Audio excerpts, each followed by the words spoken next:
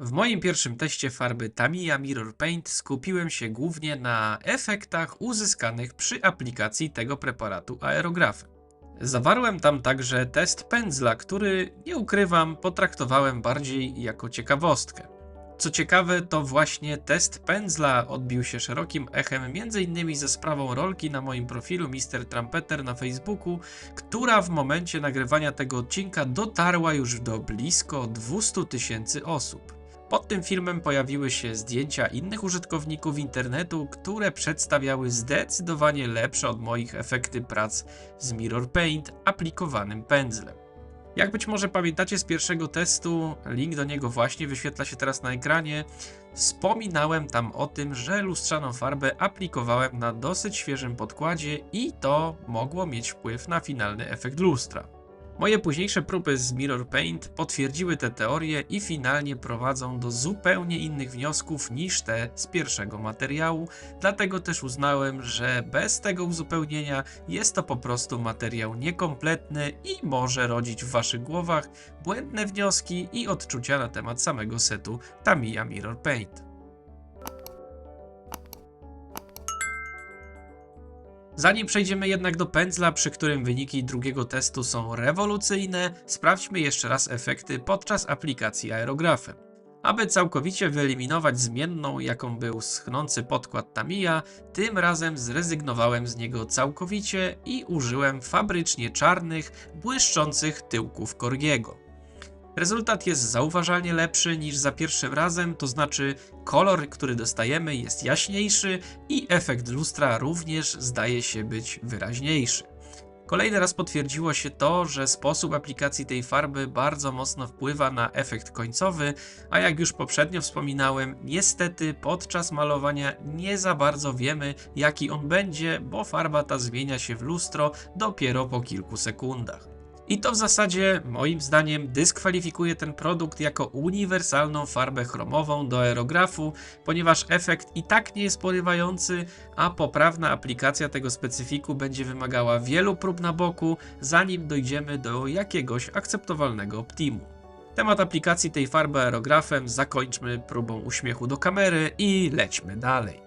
Malując pędzlem postanowiłem tym razem sprawdzić efekt na gołym plastiku, używając do tego kilku elementów z różnych modeli i w różnych kolorach, żeby lepiej zrozumieć zachowanie tej farby. I tak pomalowałem wewnętrzny kawałek skrzydła od koszmarnego łosia z Fly, żeby zobaczyć, jak farba zachowuje się na nierównej i porysowanej powierzchni. Pomalowałem także kawałek skrzydła w dosyć nowym z linie od Edwarda, którego jakość powierzchni nie budzi żadnych podejrzeń, ale za to zawiera on dużo linii podziałowych, wgłębnych nitów i wypukłych elementów. Pomalowałem także jeden tyłek Corgiego, ale nie wiedzieć czemu nie zarejestrowałem tego na wideo, a na koniec wziąłem kawałek owiewki od motocykla z modelu Tamiya, który ze względu na jego rozmiar i gładkość powierzchni wydawał mi się być najlepszym materiałem do testu samej farby i w dodatku miał bardzo egzotyczny, czerwony kolor, który mógłby potwierdzić lub wykluczyć konieczność używania podkładu w kolorze czarnym do aplikacji farby Mirror Paint. I przy tej owiewce zatrzymajmy się na dłuższą chwilę, ponieważ na niej najlepiej widać proces, jaki zachodzi w trakcie zmiany tej błotnistej farby w coś, co ma przypominać lustro lub chrom. Wideo oczywiście trochę przyciąłem, żebyśmy nie siedzieli tutaj 5 minut, ale starałem się zachować wszystkie najciekawsze fragmenty procesu schnięcia. To, na co chciałbym, żebyście teraz zwrócili szczególną uwagę, to zakamarki tego elementu, gdzie akumuluje się nasza szara maź, ponieważ to, jak zachowuje się w tym miejscu farba, będzie kluczowe dla dalszych wniosków. A jakie są ostateczne wnioski z ostatniego już testu farby Mirror Paint na moim kanale? Zobaczcie sami. Nie powinno być dla nikogo zaskoczeniem, że cytuję: lustrzana farba nie wybacza żadnych uszkodzeń powierzchni. Widać to doskonale na skrzydle od łosia, widać to też na Edwardowym zlinie, na którym dodatkowo możemy zaobserwować, że w okolicach nitów i linii podziałowych, gdzie farba podczas aplikacji się akumulowała, zaschła ona, pozostawiając charakterystyczne zacieki. A jak owiewka motocykla? Tutaj mamy naprawdę do czynienia z lustrzanym efektem. Tej powierzchni faktycznie można się przeglądać i faktycznie można o niej powiedzieć, że wygląda na chromową. Ale jest jedno ale. Pamiętacie jeszcze o zakamarkach, o których wspominałem przed chwilą?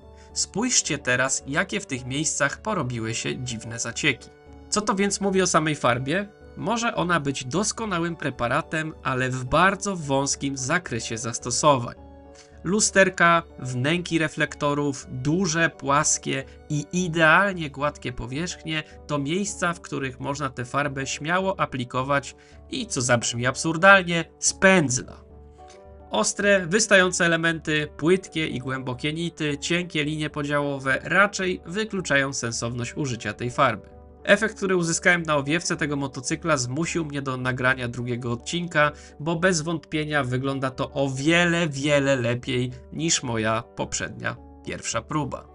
Na koniec jeszcze mały bonus, czyli porównanie tyłka Corgiego, który pomalowałem pędzlem na goły czarny błyszczący plastik, z najlepszym chromem, jaki udało mi się uzyskać podczas pierwszej próby, czyli z Alcladem Airframe Aluminium.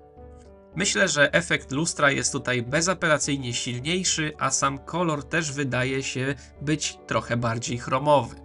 Ziarnistość, którą możecie tutaj zauważyć, nie wynika z samej farby, tylko z tego, że wypraska z tyłkami piesków po prostu była trochę porysowana, a przypominam, że w drugiej próbie nie używałem podkładu, który w Alcladzie został użyty.